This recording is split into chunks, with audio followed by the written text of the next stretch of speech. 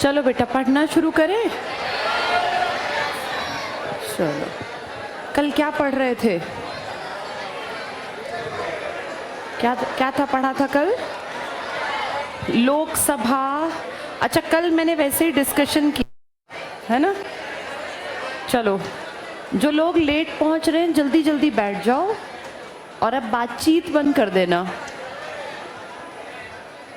जहां जगह मिले बेटा वहीं बैठ जाओ।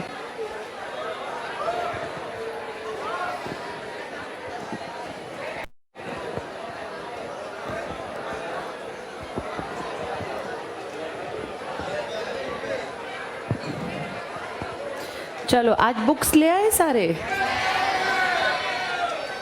आज अखबार में कल भी न्यूज़ थी, खासकर सोशल मीडिया पे बहुत ज़्यादा फैल रही थी। तुम्हें भी पता चला होगा, हरियाणा सरकार का 10वीं का रिजल्ट अच्छा करने का नया फॉर्मूला पता चला? नहीं पता चला। कुछ को पता चल गया, कुछ को नहीं पता चला। चलो मैं बता देती हूँ। अब मेरी बात को ध्यान से सुनो और समझो। हमारी सरकारें रिजल्ट कैसे बढ़ाती हैं, इसका जीता जागता एग्जाम्पल आज की डेट में हरियाणा सरकार है। कैसे, मैं किस बेसिस पे कह रही हूँ? अभी कुछ दिन पहले रिजल्ट आया ना 10th का। 10th के रिजल्ट में एकदम से इजाफा कैसे हुआ, उसका तरीका समझो। हरियाणा सरकार ने, हरियाणा जो स्कूली शिक्षा पे काम करने वाला डिपार्टमेंट है, इन्होंने क्या किया, हरियाणा में ना पहले पास होने के लिए एक तो इंटरनल असेसमेंट होता है जो स्कूल के टीचर्स करते हैं, इंटरनल असेसमेंट। और एक चीज़ होती है बेटा प्रैक्टिकल, और एक चीज़ होती है थ्योरी। थ्योरी का पेपर बाहर देने जाते हैं, इंटरनल असेसमेंट टीचर के अपने हाथ में होता है, और साइंस में प्रैक्टिकल भी होता है। तो ये प्रैक्टिकल वाली चीज़ सिर्फ साइंस के लिए है, क्योंकि साइंस ज़्यादा मज़ेदार किया, इसलिए पहले बता देती हूँ। इंटरनल असेसमेंट और प्रैक्टिकल में अगर कोई बच्चा हरियाणा में, इन दोनों के नंबर होते हैं हाथ के, टीचर के हाथ के, पढ़ना ज़रूरी नहीं है। इंटरनल असेसमेंट भी अपना टीचर करेगा, और प्रैक्टिकल तो आप जानते हो इंडिया में कैसे लगता है। लिस्ट उठाई, 20 में से 18 बिना नाम देखे, 18 17 19, 19 18 17, 17 17 18 19, ऐसी तो बनती है ना लिस्ट। उस इंटरनल असेसमेंट में नंबर अच्छे आ गए, प्रैक्टिकल में भी नंबर आप जानते हो वैसे फ्री के बांटे जाते हैं। हरियाणा में इस साल अगर किसी बच्चे के थ्योरी में 00 भी हैं तो भी वो पास हो गया। ये साइंस विषय की घटना है जो इस साल सामने आई। इन दोनों में मिलाकर अगर बच्चे के 33 नंबर आ गए तो बच्चा पास कर दिया। ये दोनों तो झूठ में भी दिए जा सकते हैं। बच्चे की रियलिटी किस में सामने आती है? थ्योरी। भाई साल भर पढ़ा होगा तो कुछ लिख पाएगा। अब उसने पन्ने में कुछ भी नहीं लिखा ना, अगर तब भी इन दोनों को ऐड करके अगर उसके मार्क्स कितने बन गए? 33, तो ये पास है। ये स्पेशल केस साइंस के साथ हुआ क्लास 10वीं में, कि थ्योरी में 0 तो भी बच्चा पास। बेटा उस एक बच्चे की देखा देखी पीछे जितनी क्लासेस हैं सबके मन में कि खूब पढ़े या बिना पढ़े भी काम चल जाएगा। पढ़ाई एक टफ काम है। बच्चा इंटरनली मोटिवेटेड होता है जब उसको दिखे यार कुछ चैलेंज है। इन सामने वाले बच्चों को क्या दिख रहा है जो अब 8वीं 7वीं 6ठी में है, कि भाई इसके 0 आए थे थ्योरी में फिर भी ये पास हो गया। तो इसमें क्या बेटा, आगे सीट्स है वहाँ पर। तो इसमें देखो बेटा, साइंटिफिक एप्टीट्यूड कहाँ से डेवलप करेगा बच्चा? ना किताब खोलेगा ना पढ़ेगा। ये स्पेशल बात साइंस की। अगर मैं बाकी सब्जेक्ट्स की बात करूं तो उनमें प्रैक्टिकल नहीं होता, इंटरनल असेसमेंट है और थ्योरी है। इंटरनल असेसमेंट जो अपने क्लास के टीचर ही करते हैं, इंटरनल असेसमेंट, इसमें अगर बच्चे के 20 में से 17 18, बहुतों को तो 20 में से 20 ही मिलते हैं, ज़्यादातर को 20 में से 20 दे देते हैं। बच्चे की थ्योरी रह गई 80 नंबर की। अगर इसमें से बच्चे को 20 में से 20 दे दिए, 80 में से उसको सिर्फ 13 नंबर लेने हैं। भाई 20 और 13 ऐड करोगे हो गए ना 33, 33 ही तो लेने हैं। तो आप खुद देखो कितना आसान बना दिया पास होना। और इस 80 में भी बहुत सारे MCQ आएंगे, मल्टीपल चॉइस क्वेश्चन, जो पीछे बैठा A B C D बोल देगा, 13 करने में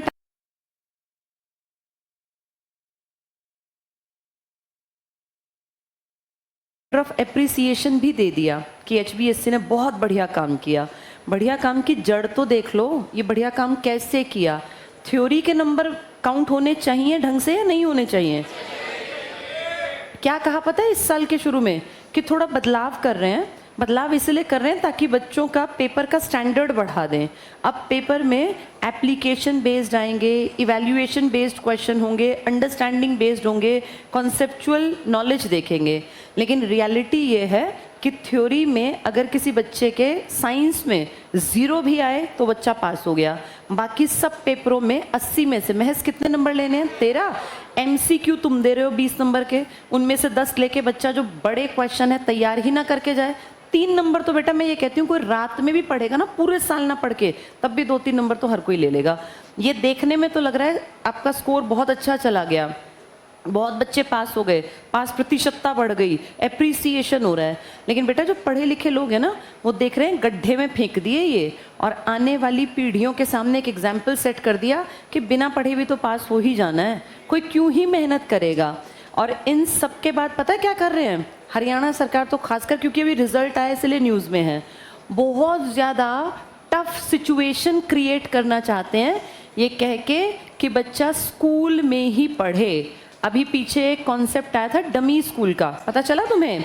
ज़्यादातर बच्चे जिनके माँ बाप थोड़े से भी एक्टिव है ना, जो जानते हैं कि स्कूल कुछ नहीं करा पा रहे हैं, उन लोगों ने 9वीं 10वीं 11वीं 12वीं अपने बच्चों को बिगड़ने की एज में बचा के और अलग अलग जगह, देखो बेटा जो पैसे वाला है, जो महीने के साल के अच्छे दे सकता है, वो अपने बच्चे को कोटा सीकर ऐसी जगहों पे भेज देगा। बड़ी बड़ी अकेडमीज़ हैं जो साल के 1.5 2 2.5 लाख रुपए लेते हैं, बच्चे को रखेंगे, वहीं पढ़ाएंगे, वहीं खाना वहीं पीना, एक तरह से हॉस्टल टाइप में रखना, वहीं स्कूलिंग। और वो स्कूल प्रॉपर नहीं है, वो प्रॉपर कोचिंग दे रहे हैं। इनके खिलाफ सरकार तुरंत से एक्शन लेने को तैयार है। वो कहते हैं ये कैसे चल रहे हैं डमी स्कूल, बच्चे का डेवलपमेंट नहीं हो रहा। तो तुम बड़ा अच्छा डेवलपमेंट कर रहे हो ऐसे कर करके, और इस डेवलपमेंट का बड़ा फ़ायदा दिखने वाला है। सरकार अपने स्कूलों का स्टैंडर्ड ना सुधार के और ये कह रही है, पीछे तुम्हें याद है एक नियम बनाने वाले थे कि 16 साल से कम उम्र के बच्चे जो है वो कोचिंग भी नहीं ले पाएंगे, ऐसा कुछ कह रहे थे ना भैया। 16 साल तक बच्चे को बिल्कुल सरकार पढ़ाए ना, खाली छोड़ दे। हमारा एनर्जी लेवल ना बेटा 13 साल के बाद बहुत ज़्यादा हाई होने लगता है। उस एनर्जी को सही डायरेक्शन मिली तो बच्चा बहुत बढ़िया साइंटिस्ट, डॉक्टर, आर्किटेक्ट, टीचर कुछ भी बन सकता है। लेकिन अगर 13 साल से 16 साल तक आपने बच्चे की एनर्जी को यूटिलाइज नहीं किया तो इतने नशे, इतनी गंदगी इस समाज में इस टाइम पर है कि हर बच्चा बिगड़ जाएगा आसानी से। तो जो बच्चे अच्छा जगह जाके कहीं पढ़ना चाहते हैं उनके ऊपर गाज गिराने में पीछे नहीं है सरकारें।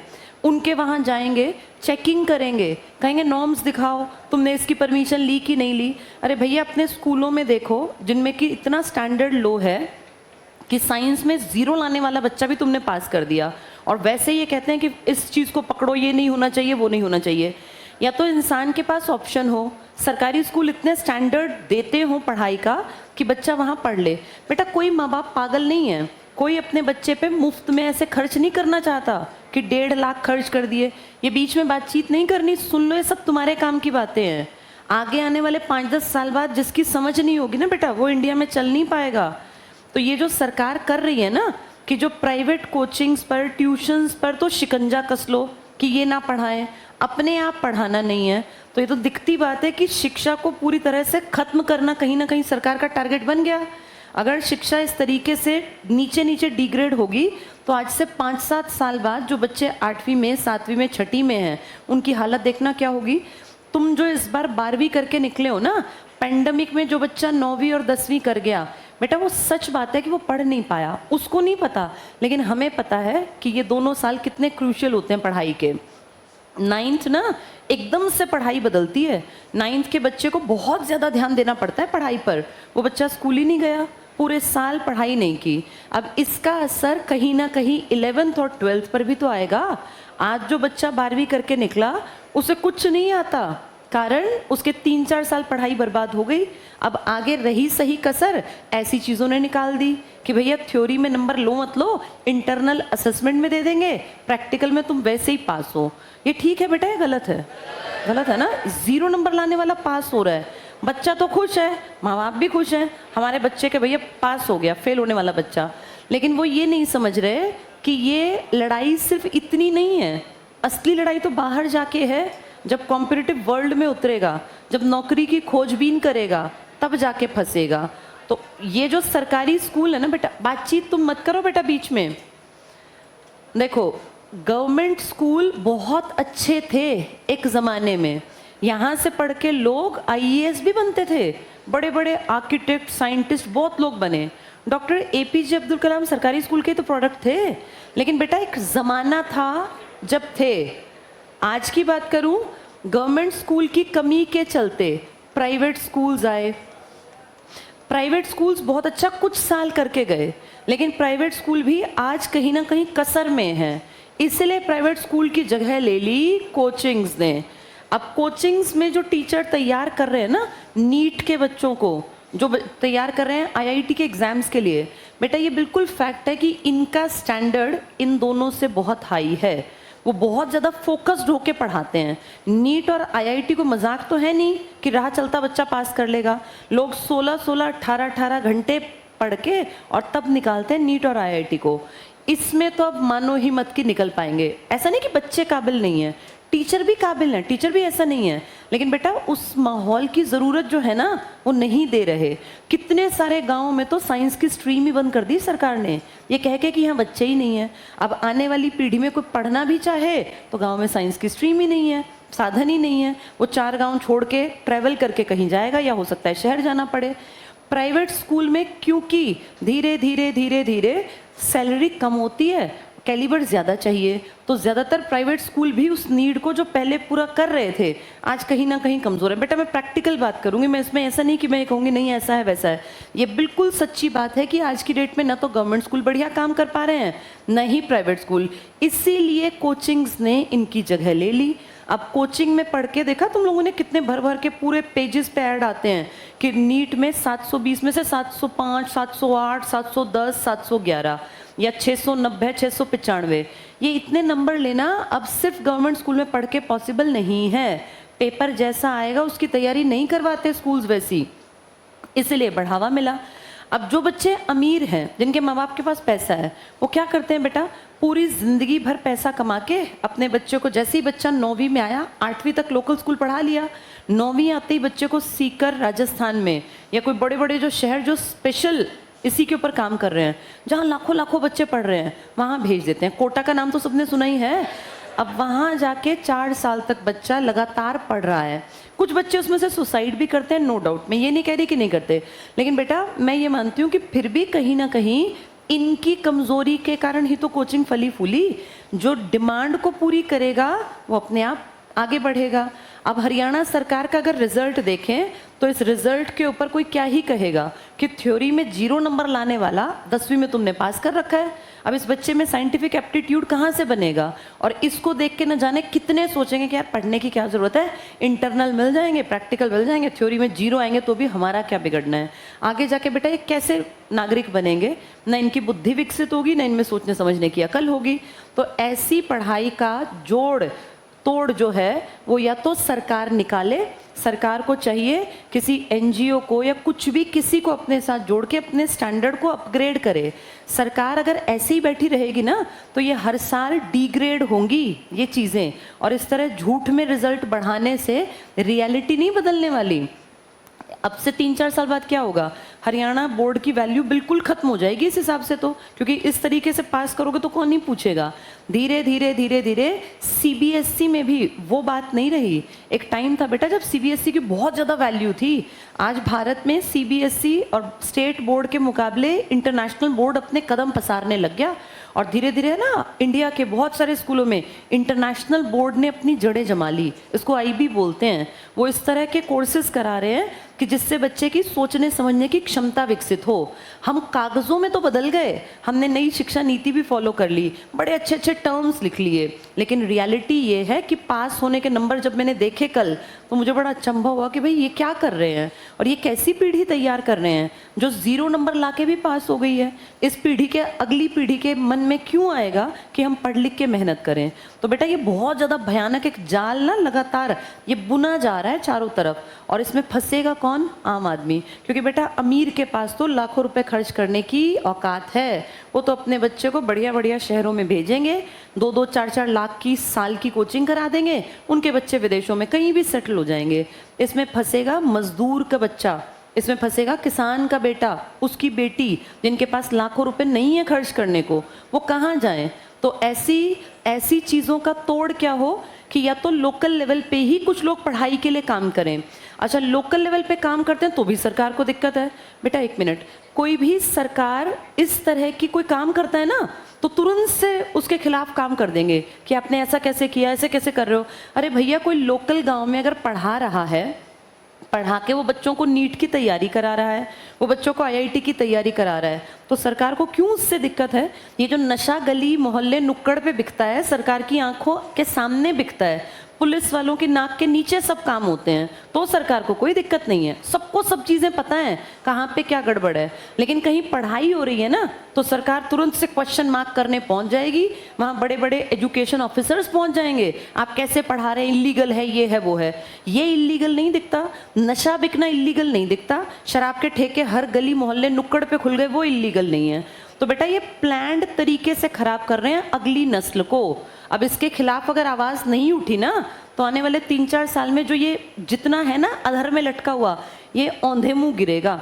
फिर सबसे ज्यादा नुकसान खाएंगे किसान, गरीब लोग, और जो मजदूरी करते हैं, जिनके घर में 10-20 हज़ार की तनख्वाह आती है, क्योंकि वो सीकर कोटा नहीं जा सकते, वो दिल्ली जाके तैयारी नहीं कर सकते। अभी हम राजस्थान के दौरे पे थे 3 दिन, फ्राइडे सैटरडे संडे। बेटा हरियाणा में जो लोग रह रहे हैं ना, आप ब्लेस्ड हैं, आपको पता नहीं है आपको कितने साधन मिले हैं।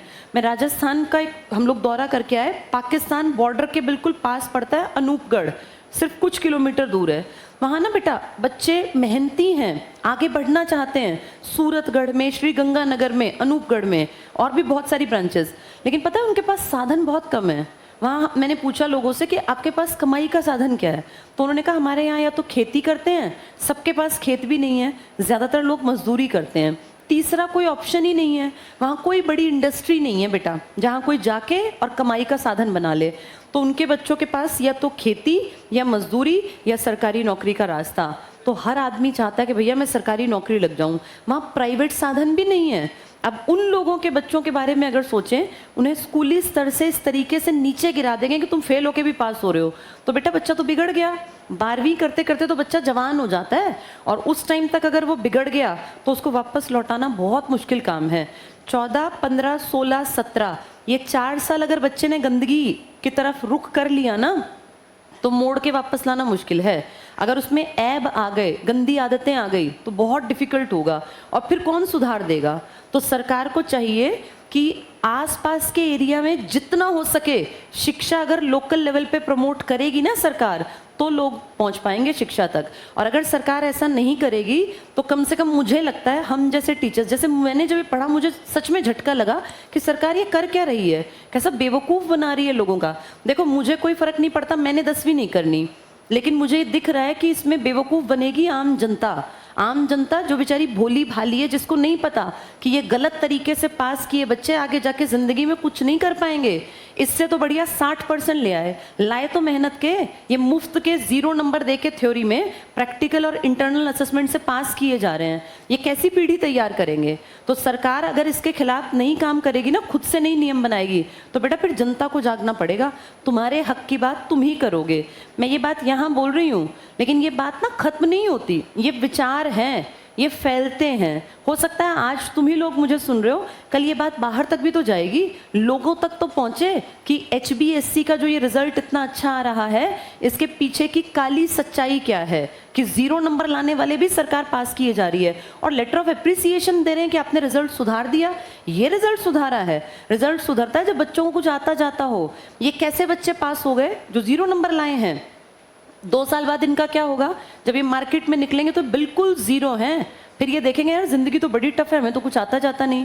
तो सरकारों के खिलाफ अगर सरकारें इन चीज़ों को नहीं सुधारती तो फिर जनमानस को खड़े होना पड़ेगा। और हम कुछ भी नहीं कर सकते ना, तो आवाज़ तो बुलंद कर ही सकते हैं। ये विचार रुकने नहीं चाहिए, ये विचार बेटा लोगों तक पहुँचे कि ये गलत तरीका है पास करने का। पढ़ाई को टफ मत बनाओ, लेकिन पढ़ाई को इतना भी ऐसा मत करो कि बिना पढ़े ही बच्चा पास हो जाए। कॉन्सेप्ट तो कम से कम समझ में आते हो। ये सरकार की जिम्मेदारी है। मैंने ये पहली बार हुआ है और ये बहुत गलत है। इसके खिलाफ ये बातचीत जानी चाहिए बाहर तक। सरकार को चाहिए, अगर सरकार कहती है भैया हमारे पास साधन कम है, हम फैला नहीं सकते चीज़ों को, तो सरकार लोकल लेवल पे किसी की मदद ले जो पढ़ाई को आगे बढ़ाना चाहते हैं, उनको तो बढ़ाने दे। उनके रास्ते में रोड़े अटका रहे हैं, कांटे बिछा रहे हैं कि कोई नहीं पढ़ाएगा। एक गांव में अगर कोई इंसान कुछ बच्चों को पढ़ा रहा है तो सरकार को दिक्कत है। वो सरकार 0 नंबर वाले को पास कर रही है, सरकार को कोई दिक्कत नहीं। तो ये छोटी छोटी चीज़ें बेटा ये ऐसे ही समाज को डुबो देती हैं। और शिक्षा जिस देश में डूबेगी ना, वहाँ सबका भविष्य अंधकार में जाएगा। तुम कुछ कह रहे थे बेटा? हाँ हाँ बेटा, शिक्षा दोनों के पास है, समवर्ती है, अकेले राज्य के पास नहीं है। उसमें प्रॉब्लम ये होगी कि केंद्र सबको कैसे मैनेज करेगा।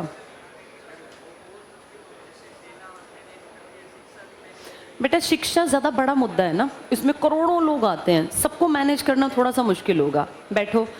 जैसे ये कह रहे हैं कि क्यों ना इस राज्य की पावर को, जैसे शिक्षा ना बेटा समवर्ती सूची का विषय है, दोनों अपने अपने नियम बना सकते हैं। तो ये कह रहे हैं कि क्यों ना राज्य से पावर छीन लें शिक्षा की और देश को दे दें। लेकिन देश को देने से काम नहीं चलेगा, बहुत बड़ा मुद्दा है बेटा। हर सरकार के अपने नियम हो सकते हैं, नियम बनाना गलत नहीं है, लेकिन जो ये इस तरीके के नियम बना दिए ना जो कि लोगों की समझ में लेट आएंगे। अब ये मैंने पढ़ा, जैसे थोड़े पढ़े लिखे लोग जो पढ़ेंगे कहेंगे यार ये क्या बेवकूफ़ी है, और इस तरीके से पास करना तो महामूर्खता है। एक्चुअल में ये पास नहीं कर रहे, ये तो बच्चे को बिना रीढ़ का एक ऐसा इंसान बना के सोसाइटी में भेज रहे हैं जिसको कुछ नहीं आता, और उसको फिर ज़िंदगी सिखाएगी। और जब ज़िंदगी सिखाती है ना बेटा तो बहुत टफ होती है लाइफ। बहुत अच्छा होता है पेरेंट्स और टीचर्स मिलके बच्चे को सिखा दें। पेपर इतना टफ ज़रूर होना चाहिए कि बच्चा अंदर से मन में आए कि यार पढ़ लूँ वरना फेल हो जाऊँगा। अगर ये फेल होने का डर नहीं होगा ना तो कोई नहीं पढ़ेगा। तो बहुत भयानक स्थिति है बेटा। अब देखो सरकार स्टेप क्या लेती है, कहाँ तक ये बात जाती है, कहाँ तक ये मुद्दे उठते हैं। चलो, हम पढ़ाई कर रहे थे कल, और कल मैंने सरकार के ऊपर बातचीत की थी। हमने कितने पेजेस पढ़ लिए? 76 से देख के बताओ। यहाँ से पढ़ना शुरू किया था, पहला टॉपिक था ये। कितने तक पहुँच गए थे? 84 तक। ठीक है, विधायी शक्तियाँ हो गई थी? नहीं हुई, पढ़ना शुरू करना था। अच्छा लास्ट की थी। अच्छा लास्ट मैंने आपातकाल पढ़ाया होगा, है ना? ठीक है, बोर्ड पर देखो बेटा सब लोग। एक टॉपिक है आपातकाल, इसे कहते हैं इमरजेंसी। हमारे देश में सबसे ज़्यादा पावरफुल कहने के लिए प्रेसिडेंट, अब ध्यान से समझना, कहने के लिए सबसे ज़्यादा पावरफुल कौन है? President of India. इसको 3 आर्टिकल हैं बेटा स्पेशल इसके लिए, 352, 356, 360। ये तब लगता है जब देश पर कोई मुसीबत आ जाए।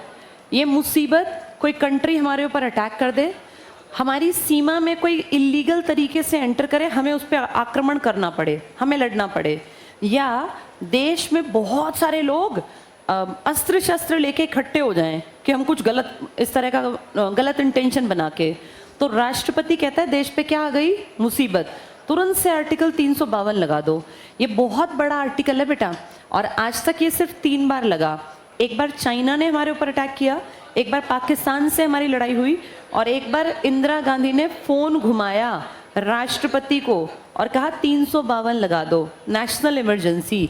ये कहाँ लगेगी? पूरे एक कोने में भी लग सकती है, एक हिस्से में भी लग सकती है, पर इसका कारण कोई बहुत भारी होगा। ये राह चलते नहीं कि आज लग जाएगी, ऐसा नहीं होगा। कोई बहुत बड़ी बात होगी तो लगेगी। 356 को आप कहते हैं राष्ट्रपति, इसी का शासन, प्रेसिडेंट रूल। ये बेटा किसी स्टेट में लगता है, और तब लगता है जब कोई स्टेट ढंग से काम ना करे। कैसे पता चलता है ढंग से काम नहीं कर रही? क्योंकि रोज़ की रिपोर्टिंग होती है। मैंने आपको कल परसों भी बताया था, IB CID ये रोज़ की रिपोर्ट बनाते हैं, फिर 15 दिन की एक रिपोर्ट राज्यपाल गवर्नर किसको देता है? गृह मंत्री को। गृह मंत्री पढ़ता है, अगर उसे लगता है किसी स्टेट में गड़बड़ चल रही है तुरंत खबर कर देता है पीएम को। अगर 2 रिपोर्ट नेगेटिव आ जाती है ना तो पीएम राष्ट्रपति को कहता है सर यहाँ प्रेसिडेंट रूल लगा दो, ये ढंग से काम नहीं कर रहे। तो प्रेसिडेंट रूल किसी भी स्टेट में लगेगा, एक साथ 2-3 स्टेट्स में भी लग सकता है, लेकिन एक क्या 2 बार इसका मिसयूज किया गया। वैसे तो बहुत बार किया गया पर बड़े लेवल पे 2 बार। एक बार इंदिरा गांधी ने मिसयूज किया, एक साथ 9 पता नहीं 10-11 राज्यों में लगा दिया, और ऐसा ही एक बार जनता पार्टी ने मिसयूज किया, उसने भी 7-8 या 9 राज्यों में एक साथ लगा दिया। ये किसी भी स्टेट में जब गड़बड़ होती है ना, संविधान के अकॉर्डिंग काम नहीं होता तब लगता है, अदरवाइज ये नहीं लगता। ये देश में, ये स्टेट में, ये आज तक कभी नहीं लगा, और ये तब लगेगा जब देश में पैसे में बड़ी गड़बड़ होगी। यानी आर्थिक, अगर देश पे मुसीबत आ गई तो कौन सा आर्टिकल इस्तेमाल करेंगे?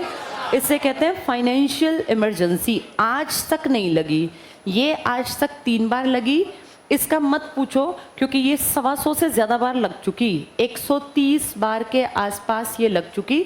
हर स्टेट ने लगवा ली इमरजेंसी, हरियाणा ने, यूपी ने, यूपी तो इनफैक्ट सबसे आगे है, यूपी और मणिपुर, इन दोनों में आज तक 10-10 बार राष्ट्रपति शासन लग गया। राष्ट्रपति शासन लगना बेइज्जती होती है, कोई इज्जत नहीं बढ़ती इससे। इसका मतलब तुम्हारा काम अपने आप से चल नहीं पाया, तुमने गड़बड़ियां जो थी वो टाइम पे संभाली नहीं। सिर्फ 2 स्टेट हैं जिन्होंने आज तक इसका इस्तेमाल नहीं करवाया, एक का नाम है छत्तीसगढ़ और एक का नाम है तेलंगाना। बाकी सब ने, क्या हरियाणा, क्या पंजाब, क्या राजस्थान, गुजरात, सब ने, पूरे देश ने ये 356 का इस्तेमाल करवा रखा है। सिर्फ 2 स्टेट कौन से याद रखने हैं? छत्तीसगढ़ और तेलंगाना। दोनों ही नए स्टेट हैं। छत्तीसगढ़, तेलंगाना तो तुम्हारे बिल्कुल सामने बना 10 साल पहले, 2014 में। तब तुम सब इस धरती पर बैठे हुए थे और तुम 10 साल के तो, या 8 साल, 7 साल या 15 साल तक की उम्र थी, कोई बहुत ऐसे पुरानी बात नहीं है। छत्तीसगढ़ बना था सन 2000 में, तब तुम में से बहुत सारे बच्चे नहीं भी उनका बर्थ हुआ होगा, कुछ लोग होंगे उस टाइम के। इन दोनों के अलावा पूरे भारत ने अपने इलाके में, अपने अपने स्टेट ने राष्ट्रपति शासन लगवा दिया। किन 2 में सबसे ज्यादा बार लगा? पंजाब में सबसे पहले लगा था, तब उसका नाम पंजाब ना होके पेप्सू था, Patiala and eastern Punjab states union. यहाँ सबसे पहले लगा था। सबसे ज्यादा लंबा अगर पूछेंगे कहाँ लगा तो वो पंजाब में ही था बेटा। 5 साल, 1987 से 1992 के बीच में 5 साल तक, तब वो पंजाब बन गया था। पंजाब में तो पहला राष्ट्रपति शासन कहें तो पेप्सू या पंजाब, सबसे लंबा राष्ट्रपति शासन कहें तो पंजाब। किन 2 ने आज तक नहीं लगवाया? छत्तीसगढ़, तेलंगाना। सबसे पहले किसने लगवाया? पेप्सू। पेप्सू पहले पेप्सू था। और सबसे लंबा किसने लगवाया? पंजाब। एक स्टेट ऐसा है जिसने सबसे छोटा लगवाया राष्ट्रपति शासन, कर्नाटक। सिर्फ 7 डेज का, 1 हफ्ते का राष्ट्रपति शासन। तो सबसे छोटा राष्ट्रपति शासन कर्नाटक, सबसे लंबा पंजाब, पहला पेप्सू। और किन 2 में आज तक नहीं लगा? छत्तीसगढ़ और तेलंगाना। सबसे ज्यादा बार किसने लगवाया? यूपी और मणिपुर। कितनी कितनी बार बताया? 10-10 बार दोनों ने। आ गई ये बातें समझ में? ये कभी नहीं लगा भारत में, ये 3 बार लगा। तीनों बार का लॉजिक, पहले चाइना ने अटैक किया, देन पाकिस्तान ने, और फिर एक फोन कॉल गया। किसका? किसको? इंदिरा गांधी को, फखरुद्दीन अली अहमद। ये तीनों पावर किसके हाथ में है? राष्ट्रपति। इसीलिए इनको राष्ट्रपति की स्पेशल पावर्स में या आपातकालीन शक्तियों में गिना जाता है। पेज नंबर 84 पर देखो, यही टॉपिक था। विधायी शक्तियों में नीचे से पढ़ रहे हैं हम, तीसरा टॉपिक, चौथा पढ़ा दिया था। देखो आर्टिकल 356 ये पढ़ा दिया था, ठीक है। आर्टिकल 13 इसके बारे में थोड़ा सा जान लो। एक बार बोर्ड पर देखो, हर पॉइंट के पीछे ना कहानी है बेटा, बोर्ड पर ध्यान से देखो। हमारी संविधान की मैं बुक लाई थी, देखो ये रहा, ये बेटा कॉन्स्टिट्यूशन ऑफ इंडिया। इसमें ना मैंने एक दिन दिखाया था, इसमें एक एक पन्ने के भाग भी और बड़े बड़े भी हैं। तो इसमें आर्टिकल 13 इसका ना तीसरा पार्ट है, जैसे 22 पार्ट में से तीसरा पार्ट। आर्टिकल 1 से लेके 4 तक ये है भाग 1 में। फिर भाग 2 में है 5 से लेके, चलो 1 से 4, 5 से 11। तीसरे में है बेटा 12 से लेके 35। अब इसको ध्यान से सुनना। 13 में लिखा है संसद तुम्हारे या मेरे लिए कोई भी ऐसा कानून, गलत कानून नहीं बना सकती, और अगर बनाती है तो हम लोग सीधे कहाँ जा सकते हैं? Supreme court. ऐसा लिखा हुआ है। आर्टिकल 12 में ना सबसे पहले राज्य की परिभाषा है, डेफिनेशन ऑफ स्टेट, कि स्टेट किससे कहेंगे, इसको डिफाइन किया। इस किताब में लिखा हुआ है कि स्टेट क्या है। किस आर्टिकल में लिखी है बात? 12। और 13 में लिखा है कि अगर तुम लोगों के लिए, मेरे लिए, हम आम लोगों के लिए गलत कानून बना देगी संसद, तो तुम और मैं, हमें डरने की जरूरत नहीं है। कौन हमारी मदद करेगा? सुप्रीम कोर्ट हमारी मदद करेगा। चलो पढ़ के देखो आर्टिकल 13 क्या कहता है। इसमें प्रावधान है कि संसद ऐसा कोई कानून नहीं बना सकती जो नागरिकों के मूल अधिकारों का अतिक्रमण करता है। यानी क्या संसद मनमर्जी के कानून थोप सकती है हमारे ऊपर? नहीं। पर इसके लिए ना बेटा हमारे अंदर बुद्धि होनी चाहिए, हमारे अंदर अकल होनी चाहिए। कुछ साल पहले तुमने एक कहानी सुनी थी रियलिटी में, ट्विन टावर, याद है तुम्हें? बहुत बड़े बड़े 2 टावर थे, ट्विन टावर। फेमस हुई थी ये घटना। जिस दिन वो गिराए गए थे लाइव टीवी पे आया था। ये ट्विन टावर का किस्सा पता है तुम लोगों को? बहुत अमीर एक ग्रुप ने जमीन खरीदी। उसने जब जमीन खरीदी ना बेटा, ध्यान से सुनना, भी ये सच की घटना भी 3-4 साल पुरानी है। इसके आसपास ढेर सारी सोसाइटी थी जिनमें रिटायर्ड बहुत सारे लोगों ने अपने घर ले लिए।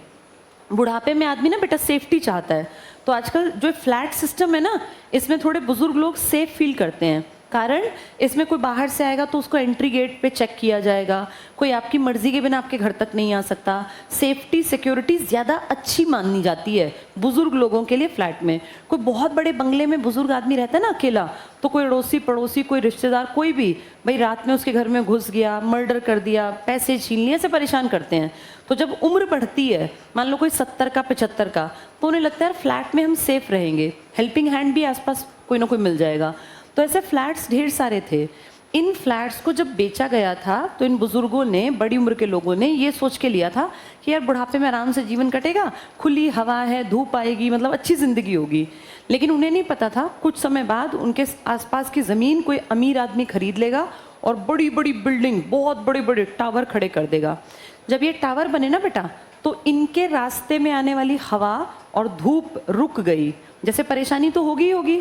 अब एक तो खुला एरिया हो, एक बड़े बड़े टावर, मतलब बहुत ज़्यादा बड़े टावर थे, ट्विन टावर नाम था, इकट्ठे थे ये। तो इन सब लोगों ने ना अपने इकट्ठे होके, और जैसे मीटिंग्स होती हैं, रेजिडेंट्स वेलफेयर एसोसिएशन होती है कि जितने लोग यहाँ के रेजिडेंट हैं उनकी भलाई के लिए इकट्ठे होके काम करते हैं। तो इन सब ने कहा यार ये गलत हुआ हमारे साथ, ये ऐसी बिल्डिंग्स बन गई, हमें दिक्कत होती है और ढंग से धूप नहीं आती, हमारा जैसे बेसिक राइट है अच्छी हवा, अच्छा पानी, वो हमारा छीना जा रहा है। तो इन सब ने एक एप्लीकेशन लगाई बेटा।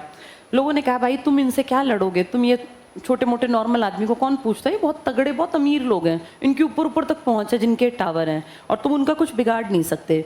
बेटा देखो कानून कैसे मदद कर देता है। RWA वालों ने कहा नहीं कोई बात नहीं, हम केस करेंगे। उन्होंने केस वेस डाल दिया, और फाइनली कुछ सालों की मशक्क़त के बाद ये जो जनता थी यहाँ की, ये केस जीत गई और ट्विन टावर का ऑर्डर आ गया कि इनको तोड़ो।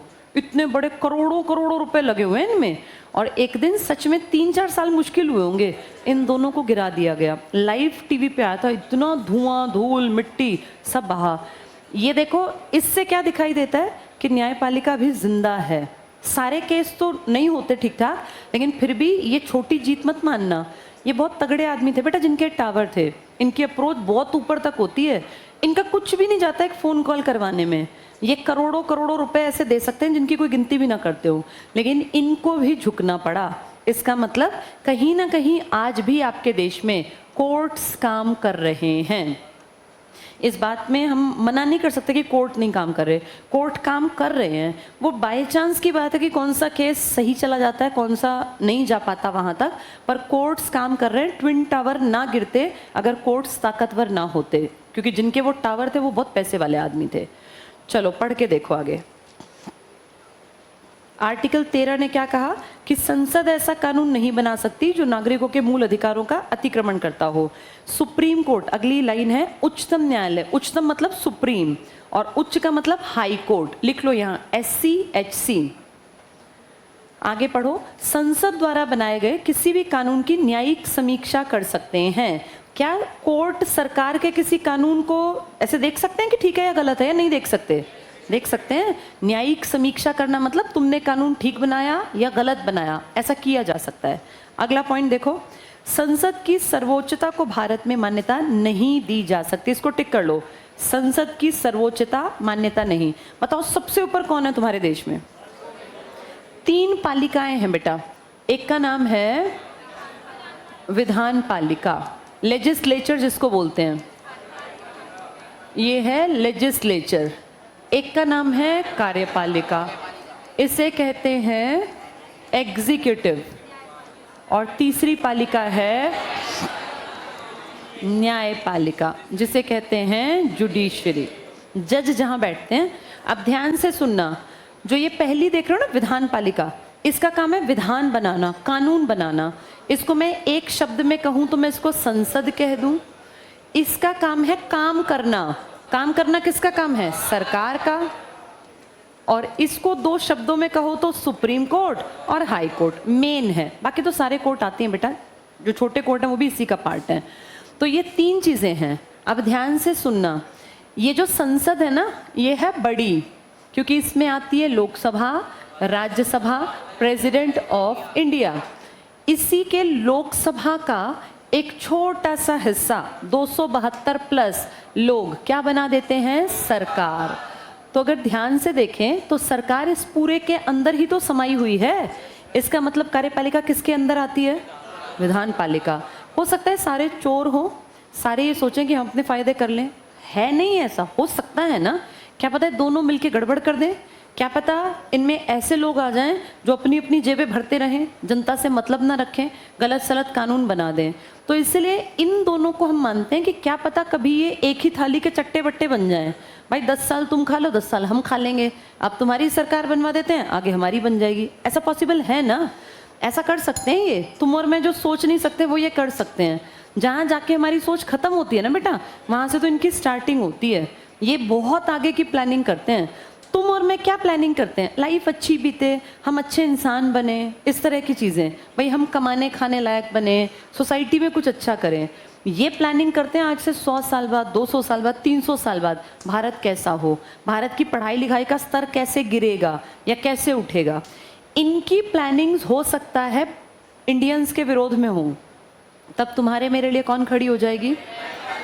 ये बेटा आउटर बॉडी है, इसका ना तो संसद से कोई लिंक ना सरकार, ये बिल्कुल इंडिपेंडेंट है।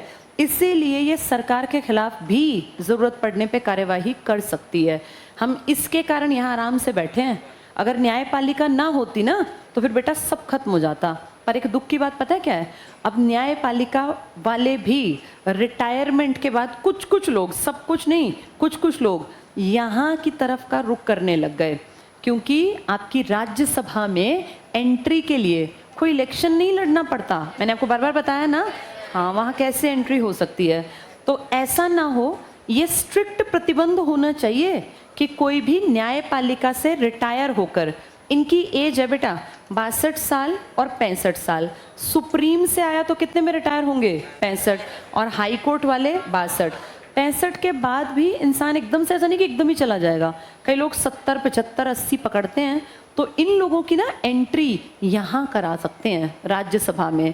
ऐसा ना हो कि इनको पहले लालच दे दिया जाए कि भाई साहब ये केस ज़रा देख लेना, आपकी रिटायरमेंट आ रही है 2025 में, आपकी सीट पक्की है। ये लाइन बोलने में इनका कुछ थोड़ी ना जाएगा, लेकिन उस आदमी के मन में तो आ सकता है ना कि हाँ मैं ऐसा कर दूं। मैं ये नहीं कह रही कि आएगा, लेकिन बेटा ऐसी पॉसिबिलिटी है।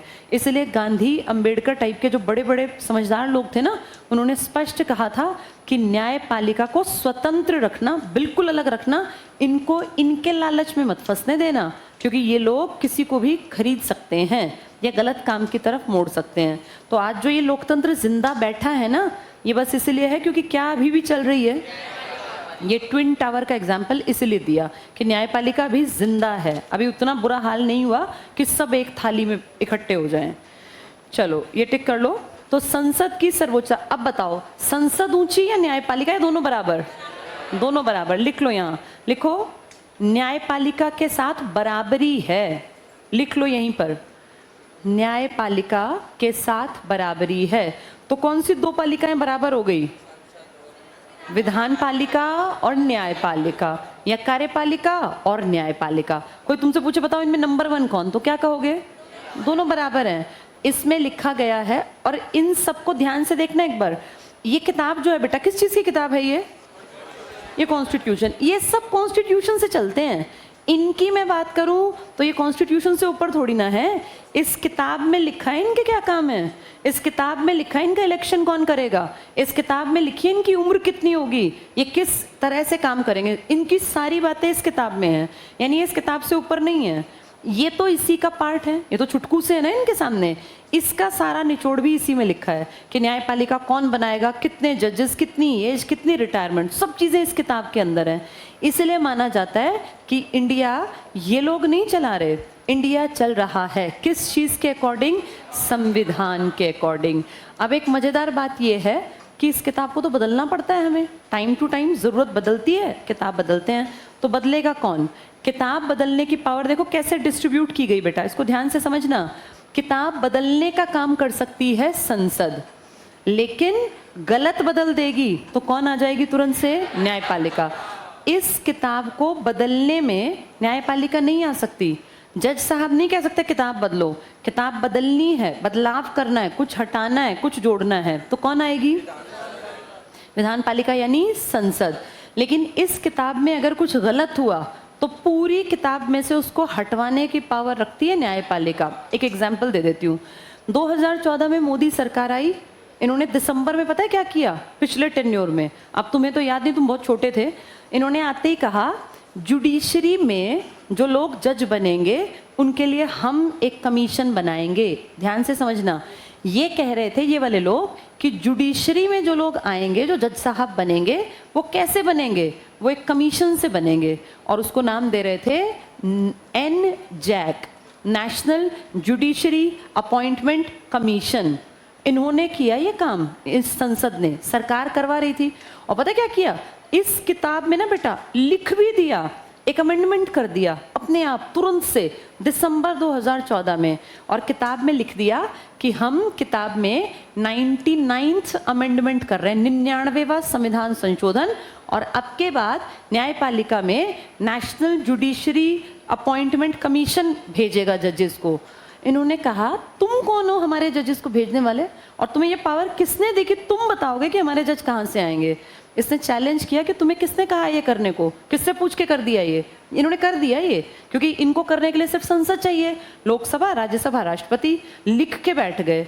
इसने कहा तुमने मेरे लिए नियम बनाया, पहले तो ये बताओ ये पावर तुम्हें दी किसने? और इसको चैलेंज किया कि आ जाओ कोर्ट में आके बहस करो, किस पावर से तुमने बना दिया? सरकार ने अपना आदमी भेजा कि जाओ तुम बता के आओ हमने कैसे बनाया। वो गया, ये बेटा धुरंधर आदमी है। अब जैसे जजेस की बेंच बैठी, एक सुप्रीम कोर्ट को रिप्रेजेंट करने वाला आदमी और एक सरकार को, दोनों की तीखी बहस हुई। फाइनली जीता सुप्रीम कोर्ट वाला। इन्होंने कहा तुम्हें पावर किसने दी है, दिखाओ जरा, कहीं लिखा है कि तुम बताओगे कि हमारी भर्ती कैसे होगी? तुम बता सकते हो SSC की भर्ती कैसे होगी? तुम बता सकते हो स्टेट की पुलिस कैसे भर्ती की जाएगी? तुम बताने वाले ये कौन हो कि हमारी भर्ती कैसे होगी? चुपचाप इसको मिटा दो, ये यहाँ से हटा दो। पहली बार इतिहास में हुआ बेटा, 99th अमेंडमेंट पूरे का पूरा अवैध घोषित हुआ। सुप्रीम कोर्ट अपने लिए लड़ा, ये बड़ा केस था 2014 में जो सरकार ने किया। आज NJAC अवैध है, NJAC ने कोई भर्ती नहीं की, उनकी भर्तियों का अलग से एक मेमोरेंडम बनाया गया, एक अलग से डेवलप किया गया तरीका। लेकिन देखो अगर न्यायपालिका स्ट्रिक्ट हो ना तो इनके बनाए कानूनों पे तुरंत क्रॉस करवा देती है। कौन सा अमेंडमेंट पूरी तरह से हटवा दिया? 99th amendment. किससे संबंधित था वो? न्यायपालिका में भर्ती से संबंधित। आ गया समझ में? तो अगर न्यायपालिका तक तुम्हारी मेरी बात भी ढंग की पहुंची ना तो न्यायपालिका बेटा इनके कान तभी खींच सकती है। लेकिन इस किताब को न्यायपालिका नहीं बदल सकती। किताब बदलने की पावर किसकी है? और गलत बदल दिया तो कौन खड़ी होगी? इसलिए कहते हैं कि तुम दोनों बराबरी पर हो। इसीलिए जब संसद का प्रेसिडेंट ऑफ इंडिया नया बनता है तो उसको शपथ दिलाता है सुप्रीम कोर्ट का चीफ जस्टिस ऑफ इंडिया, और जब नया चीफ जस्टिस बनाना हो तो प्रेसिडेंट साहब आते हैं। ये दोनों यूं बराबरी पे खड़े होते हैं। एक न्यायपालिका का हेड, एक कार्यपालिका का या विधानपालिका का, दोनों में से कोई ऊपर नहीं है, दोनों की सर्वोच्चता है। तो इंडिया में किन दो चीजों की सर्वोच्चता है? विधानपालिका और न्यायपालिका। हम कार्यपालिका क्यों नहीं बोल रहे? क्योंकि कार्यपालिका छोटा सा पार्ट है। किसका? भाई कार्यपालिका देखो ना, ये रहा लोकसभा का छोटा सा पार्ट। क्या ये पॉइंट समझ में आया? किताब को कौन बदल सकता है? हाँ, संसद या विधान। लेकिन अगर गलत किताब बदल दी तो कौन कटवा सकता है? एक एग्जाम्पल देना, कौन सा अमेंडमेंट पूरा कटवा दिया? हाँ, लेकिन वो तुम्हारा और मेरा नहीं था, वो किसकी भर्ती से संबंध था? खुद जजेस की। तो कई बार जजेस अपने लिए भी लड़े हैं सुप्रीम कोर्ट वाले कि तुम कौन हो ये करने वाले। 10 साल बीत गए, मोदी जी ने वो काम दोबारा नहीं किया, फिर वो एनजैक हटा तो आज तक वापस नहीं आया। चलो कल पढ़ेंगे बाकी।